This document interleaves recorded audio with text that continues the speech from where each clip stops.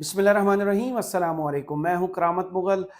دو بڑوں کے بچوں نے اپنی ہی حکومت پر وار کیا ہے اور دو بڑوں نے ایک دوسرے کے جو ہے نا تقریباً کپڑے اتارنے میں کوئی کسر نہیں رکھی۔ جناب بلاول بھٹو صاحب نے آج پھر نوڈیروں میں خطاب کیا اور کہہ رہے ہیں کہ ملک نازک دور سے گزر رہا ہے، اس وقت جو ملک کے حالات ہیں وہ کچھ زیادہ اچھے نہیں ہیں۔ یہ وہی بلاول بھٹو ہیں جن کی جماعت نے جو ہے وزیر اعظم کا نام دیا تھا شہباز شریف صاحب کا۔ وزیر اعظم بلاول بھٹو اگر آپ بھول گئے ہیں تو اس وقت آپ کے نامزد کردہ ہیں، آپ کی پارٹی نے سپورٹ کی، وہ ملک کی باغ دوڑ ان کے ہاتھ میں، اور دوسری طرف جو ملک کا سب سے بڑا آئینی عہدہ ہے وہ ہے صدر مملکت کا۔ تو وہاں آپ کے پاپا جانی بیٹھے ہوئے ہیں، آپ نے جو بھی میسج دینا ان کو دیں کہ ملک اس وقت نازک دور سے گزر رہا ہے، کیونکہ لوگوں کے سامنے اب یہ جو آپ کا منجن ہے یہ بکتا نہیں ہے۔ لوگ اب آئین کے آرٹیکل سے لے کر نا ہر معاشی ہندسوں تک جو بھی اوپر سے نیچے چیز ہوتی ہے نا سب جانتے ہیں ملک نازک دور سے گزر رہا ہے، 75 سال سے نازک دور سے گزر رہا ہے۔ اور دوسری طرف وزیر اعظم صاحب کے سپتر جو ہیں، جو صاحبزادے ہیں، جو وزیر اعلیٰ پنجاب بھی بنے تھے، ان سے سوال کیا گیا کہ آپ وفاق میں کیوں نہیں آئے جی، آپ اپنے پاپا کی کابینہ میں وزیر کیوں نہیں بنے، اور اگر وزیر نہیں بنے تو کیا آپ کی نظر پنجاب کی وزارت اعلیٰ پر ہے؟ تو انہوں نے کہا نہیں جی، میرا نظر جو ہے وزارت اعلیٰ پر نہیں ہے، میری نظر جو ہے نا وہ آسمان کی طرف ہے۔ ماشاءاللہ سے بڑی لاجیکل انہوں نے بات کی، سب کی نظریں آسمان کی طرف ہی ہیں بھائی، جو اس ملک کے حالات ہیں۔ کہتے کہ آج میڈیا سے گفتگو کی اور حمزہ شہباز صاحب فرماتے کیا پورے کا پورا ایک سنٹینس میں ہی، جیسے بلاول نے چارج شیٹ کیا نا کہ ملک کے حالات اچھے نہیں، ایسے ہی حمزہ شہباز نے بھی چارج شیٹ ہی تقریباً کیا ہے کہ یہ جو حکومت ہے نا اس کے بارے میں۔ حمزہ شہباز کا کہنا ہے کہ حکومت اتحادی جماعتوں سے مل کر معاشی بحالی کی کوشش کر رہی ہے۔ لاہور میں میڈیا نمائندوں سے گفتگو کرتے ہوئے حمزہ شہباز نے کہا کہ حکومت ابھی قائم ہوا ہے، اس کی کارکردگی کے متعلق کچھ کہنا قبل از وقت ہے، آنے والے وقت میں انشاءاللہ حالات بہتر ہوں گے۔ انہوں نے کہا کہ سیاست عہدوں سے نہیں کی جاتی، سیاست اللہ کی مخلوق کی رضامندی کے لیے کی جاتی ہے، انہیں راضی کرنے کا نام ہے۔ ایک صحافی کی جانب سے حمزہ شہباز سے سوال کیا گیا کہ آپ نے وفاقی حکومت میں کوئی وزارت نہیں لی، کیا آپ کی نظریں پنجاب پر ہیں؟ حمزہ شہباز نے بڑے تفکرانہ انداز میں کہا نہیں جی، میری نظر جو ہے نا وہ پنجاب پر نہیں بلکہ میری نظریں آسمان پر ہیں۔ اس کے علاوہ جناب وہ فرماتے ہیں کہ موجودہ حکومت جو ہے تقریباً ایک ماہ ہو گیا، مسلم لیگ نون دیگر سیاسی جماعتوں کے ساتھ مل کر معیشت کو ٹھیک کرے گی۔ معیشت کے لیے سیاسی استحکام ناگزیر ہے، ہر پاکستانی یہ چاہتا ہے معیشت اپنے پاؤں پر کھڑی ہو۔ معیشت کے لیے ساری قوم کو اکٹھا ہونا چاہیے، قائد اعظم کا پاکستان بنانا ہے جہاں عوام کو خوشحالی ملے گی، عزت خدمت کی سیاست سے ملتی ہے، لوگوں کی خدمت کرنا اولین فرض ہے۔ حکومت ابھی قائم ہوئی، حکومت کی کارکردگی کیسی ہے یہ کہنا قبل از وقت ہے، آنے والے وقت میں انشاءاللہ حالات بہتر ہو جائیں گے۔ حمزہ شہباز صاحب تسی بھی پنجابی ہو تو میں بھی پنجابی ہوں۔ پنجابی میں ایک بڑی پیاری مثال ہے، جو آپ نے کہا نا کہ ابھی قبل از وقت ہے، نہیں، پنجابی میں کہتے ہیں پتر کبوتر پنگوڑے چ پہچانے جاتے ہیں، یعنی کہ جو کچھ بھی ہے نا وہ پتہ چل جاتا ہے۔ آپ کی 16 ماہ کی پہلے بھی حکومت تھی، کاکڑ صاحب کی حکومت بھی ماشاءاللہ آپ کی کنٹینیوٹی تھی، فواد احمد فواد صاحب، آہد چیمہ صاحب، یہ سارے کس کی حکومت میں کس کا حصہ تھے؟ یہ آپ کی حکومت سے کنٹینیو کرتے ہوئے آگے آئے تھے، اور اب بھی وہی حکومت ہے۔ صرف 70 ارب روپیہ قوم کا لگا ہے۔ شہباز شریف گئے تھے، کاکڑ صاحب آئے تھے، کاکڑ صاحب گئے ہیں، پھر شہباز شریف آئے ہیں، کیونکہ مینڈیٹ چوری ہو چکا، جن لوگوں کو ووٹ ملا تھا وہ حکومت میں نہیں آئے، ان کی بجائے آپ حکومت میں آئے۔ آپ پر الزام لگا کہ پی ٹی اے کی 80 سے زیادہ سیٹیں آپ نے چھینی، پھر مخصوص نشستیں آپ نے چھینی، اور اس کے بعد سینٹ پر بھی قبضہ کیا، وزارت عظمیٰ اور وزارت اعلیٰ پر بھی قبضہ کیا۔ یہ تو P T A Hare forum پر یہ واویلا کر رہی ہے، کچھ سیٹوں پر ریکاؤنٹنگ ہو رہی ہے، کچھ سیٹوں پر الیکشن ٹریبونل میں کیس چلے گئے ہیں، کچھ پر رزلٹ ادھر سے ادھر ہو رہے ہیں، کچھ جو جیتی ہوئی سیٹیں ہیں ان پر دوبارہ ڈاکہ ڈالا، جیسے عبدالرحمن کانجو صاحب کی سیٹ ہے، کل ایک سیٹ واپس پی ٹی آئی کو جو چھینی تھی وہ واپس مل گئی تھی، گجرانوالہ والی، لیکن یہ ابھی کاروائی رکی نہیں ہے، یہ کاروائی کنٹینیو اس وقت ہے۔ آج جو اہم ترین چیز ہے، دو مسلم لیگ نون کے جید سیاستدان ہیں جن کا ذہنی توازن ایک کا ٹھیک ہو گیا، ایک کا بھی ٹھیک ہونا۔ جناب جاوید لطیف صاحب اور رانا ثناء اللہ ہر شو میں آج کل، آپ پتہ نہیں ٹی وی شوز دیکھتے ہیں کہ نہیں، لیکن ہر ٹاک شو میں یہ دو صاحبان ضرور ہوتے ہیں۔ جاوید لطیف صاحب نہیں ہوں گے تو جناب رانا ثناء اللہ صاحب ہوں گے، رانا ثناء اللہ صاحب نہیں ہوں گے تو پھر زبیر صاحب ہوں گے، اور یہ ساری چھترول نون لیگ ہی کر رہے ہیں طریقے سے۔ اب یہ دو صاحبان جو ہے نا تقریباً آمنے سامنے آ گئے ہیں، کھل کے ایک دوسرے پر انہوں نے تنقید کر دی ہے۔ اس سے پہلے پنڈی کے حنیف عباسی صاحب، جن کے بارے میں یہ کہا جاتا ہے کہ 70,000 ووٹ سے وہ ہارے تھے، ماشاءاللہ سے وہ لیڈ لے کے جیت کے سامنے آئے، ان کی سیٹ بھی خطرے میں ہے۔ پتہ نہیں کب الیکشن ٹریبونل میں وہ اشفاق صاحب جو ان کے مد مقابل تھے وہ کیس لے کے جاتے ہیں، اور کب اس کا فیصلہ ہوتا ہے۔ ان کی بھی جو ہے نا وہ ڈاما ڈول سیٹ ہے پنڈی والی۔ اب جو ہے خبر گمن صاحب جو ہیں، ان کا تجزیہ میں بھی سنتا رہتا ہوں، بڑے اچھے دوست ہیں اور بڑے اچھے سیاست پر تبصرے ان کے ہوتے ہیں۔ کل کاشف عباسی صاحب کے شو میں تھے، بڑی پیاری بات انہوں نے کہا جی کہ سیاست ملک کی تبدیل ہو چکی ہے، جو کچھ ہے نا لوگوں نے جس کو ووٹ دیا سب اسی کی طرف دیکھ رہے ہیں، اور وہ ہے عمران خان۔ عمران خان کے بارے میں یہ کہتے تھے کہ وہ ڈر کے بھاگ جائے گا، چھپکلی سے ڈرتا ہے، جیل نہیں کاٹ سکے گا، کیا کچھ کہا جاتا تھا، بڑا نازک بچہ ہے، پلا ہوا ہے، نازوں میں پلا ہوا ہے، لیکن اس نے ڈٹ کر دکھا دیا۔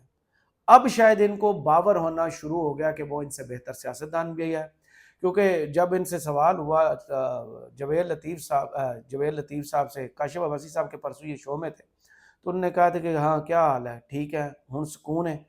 انہوں نے کہا سکون کہاں جی؟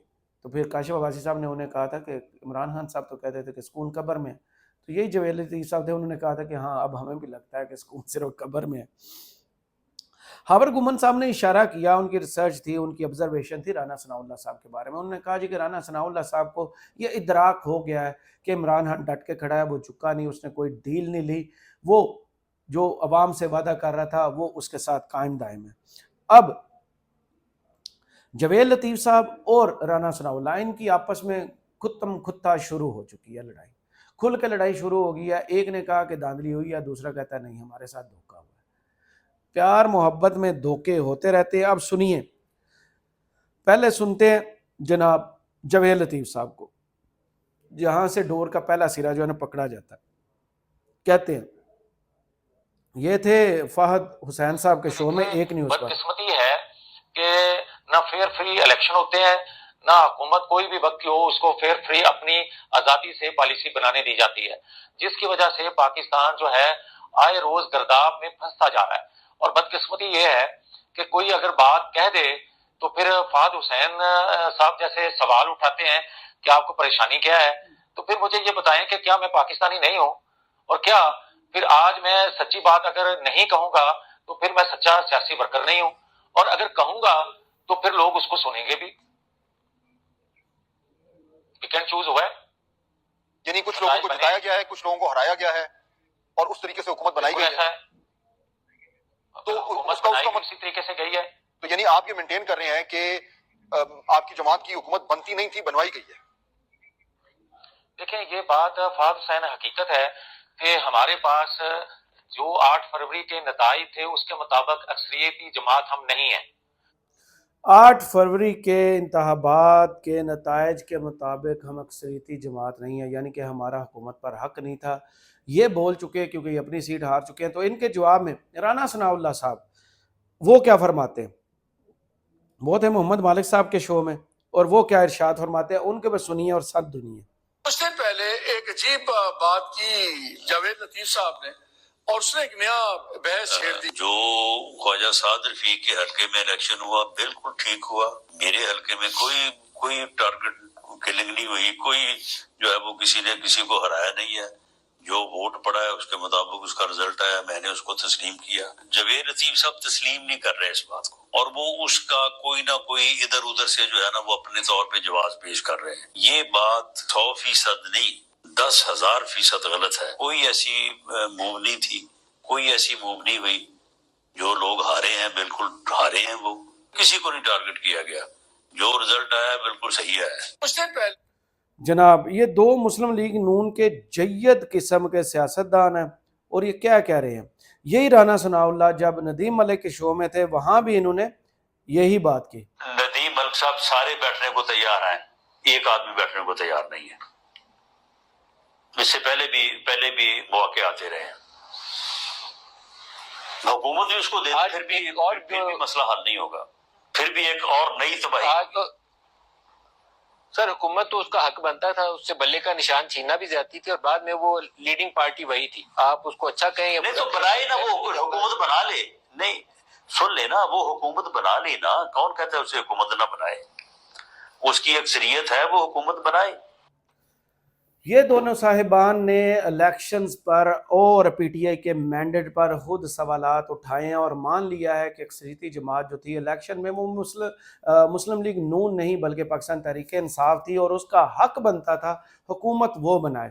جو ہارا ہے وہ بھی کہہ رہا ہے کہ الیکشن ٹھیک ہوئے ہیں، جو ہارا ہے مسلم لیگ نون کے 2 ہی بندے ہارے ہیں، دونوں کہہ رہے ہیں، کہہ رہا ہے ٹھیک ہو رہا ہے، ایک کہہ رہا ہے غلط ہو رہا ہے۔ وہ اعتراض رانا ثناء اللہ کر رہے ہیں کہ جناب جویل لطیف صاحب جو ہیں وہ غلط بات کر رہے ہیں۔ جویل لطیف صاحب کیونکہ ہار گئے ہیں، ان کو دکھ جو ہے بہت زیادہ ہے، اور وہ جویل لطیف صاحب بھی یہی کہہ رہے ہیں کہ اکثریتی جماعت ہماری نہیں تھی، ہمارا حکومت پہ حق نہیں بنتا تھا۔